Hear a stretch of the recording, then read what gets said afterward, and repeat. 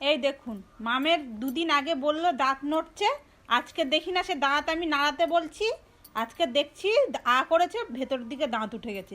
মানে সে দাঁতটা পড়েনি, উল্টে ভেতরের দিকে দাঁত উঠে গেছে। করে দেখো মা, এই দেখো জিভটা সরাও, এই যে না বাবু দাঁড়াও, এই যে এই দাঁতটা, এই যে করো মামা, করো, দেখা যাচ্ছে না, ওই যে ওই যে ওই যে পাশ থেকে ওই যে দাঁত উঠে গেছে। আর এই দাঁতটা পড়ার কথা, এই দাঁতটা এখনো পড়েনি, হ্যাঁ, ভেতরে দাঁত উঠে গেছে। করো, ওই যে ভেতরের দিকে দাঁত উঠে গেছে। এখন এটাকে তুলতে হবে তাড়াতাড়ি, নাহলে এবার তো দাঁত ভেতরের দিকে উঠে যাবে, কি করে বাইরে আসবে ভগবান জানে।